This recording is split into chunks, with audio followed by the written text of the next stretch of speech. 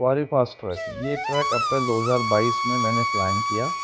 मैंने और मेरे मित्र जसपाल ने इसमें भाग लिया और 12 अप्रैल को हम नोएडा से निकले और ट्रैक पूरा करके 15 अप्रैल को हम वापस नोएडा पहुंच गए थे।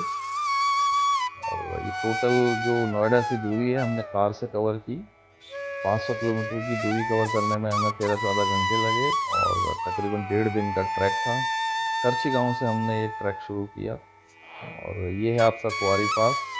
ये रास्ता आपका पंगारचूला पीक को जाता है। ये कुंवारी पास का समिट है, पीक है, ये उसका रिज है। और यहाँ पर पहुँचने के बाद कुछ समय हमने रिज में घूमते हुए और आसपास के दृश्यों का आनंद लेते हुए बिताया। हमारे साथ हमारा मित्र और सखा, हमारे गाइड श्री शिवू जी भी आए थे। ये रहे वो। तो यहाँ उन्होंने हमें चाय पिलाई, जिसका आनंद लिया हमने। और ये है करछी विलेज, जहाँ पर हम नोएडा से सीधे पहुँचे थे और अगले दिन हमने यहाँ से अपनी यात्रा शुरू की। करछी विलेज से पहला पड़ाव हमारा खुलारा कैंप था, जो कि 7 किलोमीटर की दूरी पे है।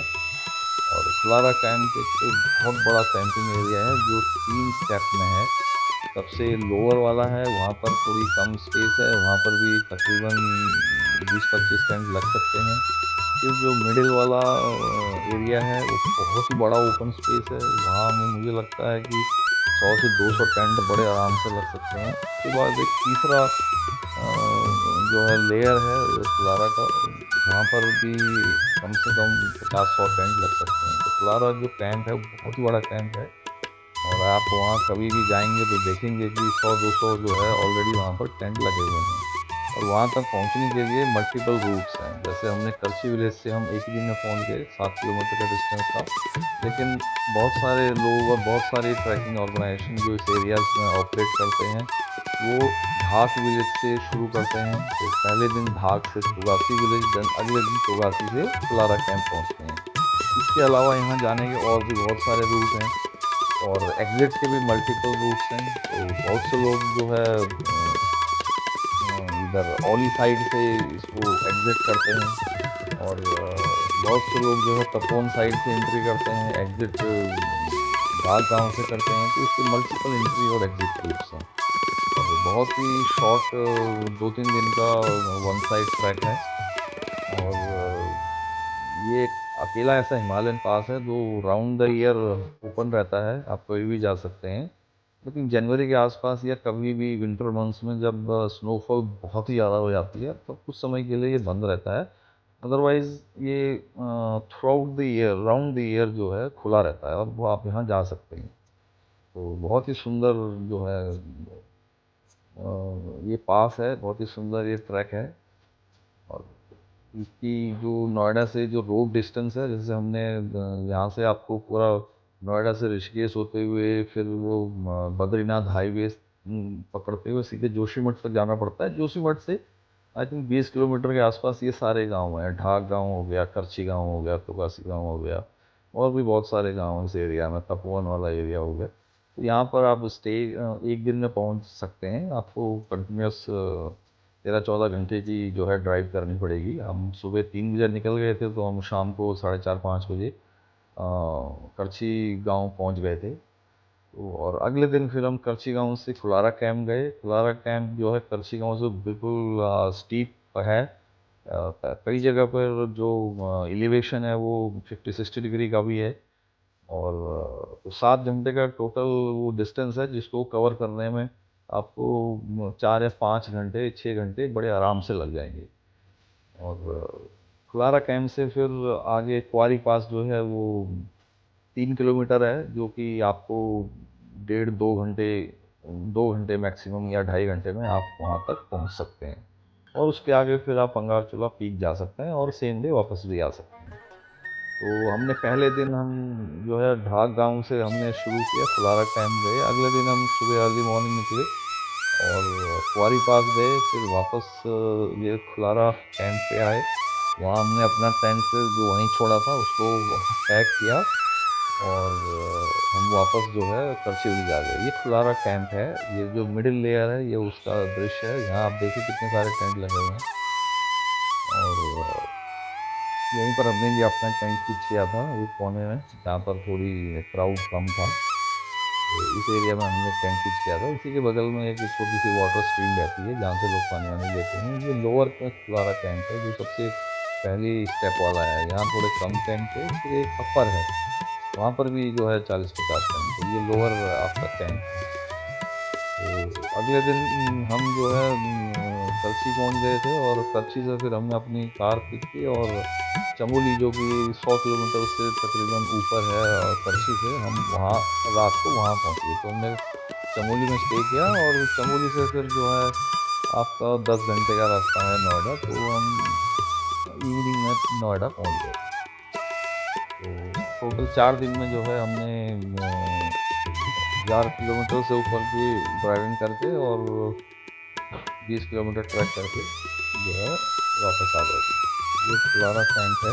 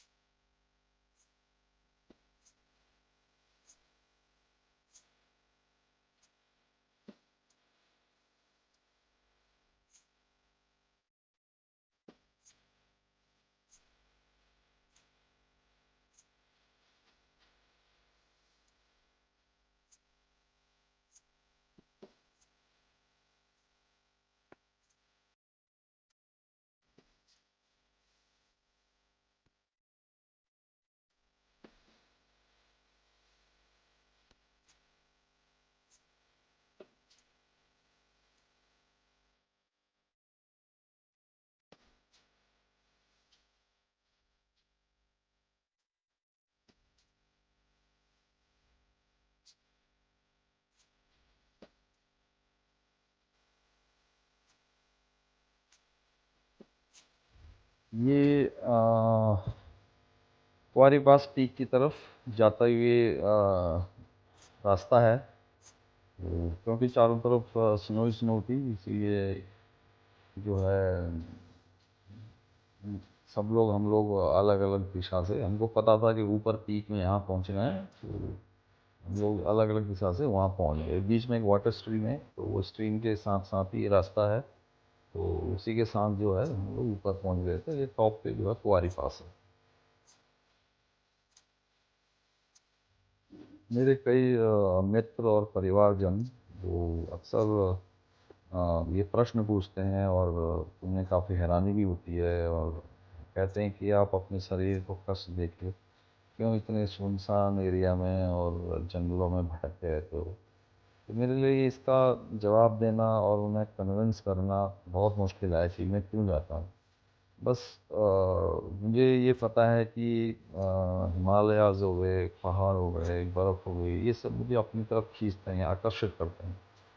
और मैं स्वतः ही कई बार शरीर भी ना साथ नहीं देता, और उसके बावजूद भी मैं चल पड़ता हूँ। और वहाँ जाके सारे कष्ट जो है, शरीर के कष्ट जो है वो अपनी जगह हैं, परंतु जो मानसिक और आत्मिक सुख मिलता है वो मैं किसी को बयां नहीं कर सकता। वो उसका असर जो है कई दिनों तक रहता है, और बिल्कुल मन एकदम हल्का और दिमाग एकदम शांत। और पता नहीं क्यों ऐसा लगता है कि जैसे अ, मैं मेरा इस जगह से कोई बहुत ही गहरा नाता है। और मैं वर्ष दर वर्ष वर्ष जो है, और कई बार एक वर्ष में 3-4 बार यहाँ जाता रहता हूँ, और आगे भी जब तक मेरे में जान है तब तक जाता रहूँगा। लेकिन ऐसा क्यों करता हूँ ये एग्जैक्टली बता पाना थोड़ा मुश्किल है। ऐसा ही है हिमालय क्षेत्र का आकर्षण। जो लोग यहाँ जाते हैं वो रेसिस्ट नहीं कर पाते। तो यही समस्या हमारे साथ भी है। तो जैसे ही मैं कहीं वीडियोस में, फिल्म में, पिक्चर में हिमालय के दृश्य देखते हैं, तो मेरा मन जो है विचलित हो जाता है वहाँ जाने के लिए। ये फुलारा कैंप है, जिसकी एक शाम पहले की जब हम यहाँ ठहरे थे तब स्नोफॉल नहीं थी। तो यहीं पर हमने अपना कैंप लगाया था, और हम अपने साथ अपना कैंपिंग इक्विपमेंट्स और किचन इक्विपमेंट्स सब लेके चलते हैं।